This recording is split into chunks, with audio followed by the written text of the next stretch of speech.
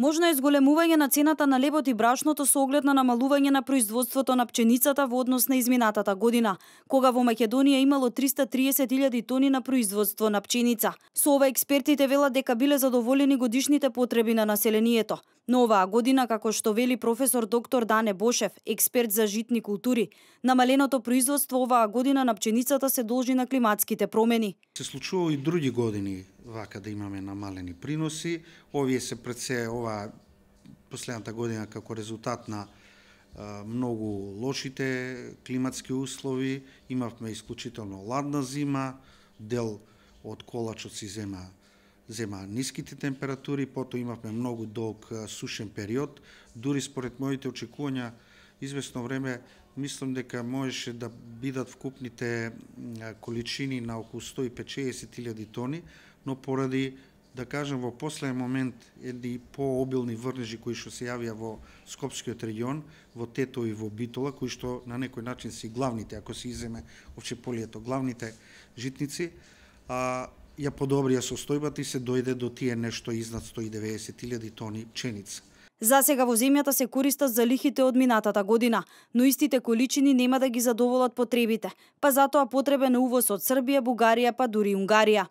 Сега за сега во Македонија има доволно количини пченица, но до кога залихите, тие се потребите се знае, цирка околу 330.000 тони, со тоа што дел од тој недостаток што ни фали, да речеме 120-30, ќе биде увезен како пченица, ќе се мели овде, а дел ќе биде увезен како како брашно.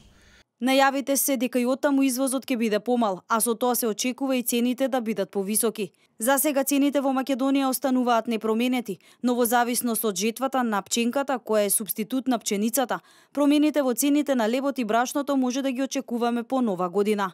Какви ќе бидат цените не зависи од нас, пред се зависи од побарувачката и потребите во Србија. Ќе се види какви се и очекувањата во однос на производството на пченка. Пченката се собира веќе зависно од должината на вегетацијата, од фао-групата, веќе почнато да се прибира, така да ако има доволно пченка, може да се случи да не порасне толку драстично пченицата, но во поинако случај, моја очекување, што е лично моја претпоставка, некаде после нова година би можеле да се покачат цените од таму. Покачувањето на цените од таму, а тука намалување, постепено трошење, нели, за секојдневните потреби, би подразбирало евентуално и покачување на трошоците на суровината.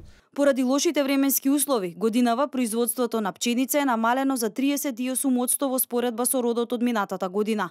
Ако се земат во предвид временските услови, за следната година се прогнозираат повисоки цени за житните култури.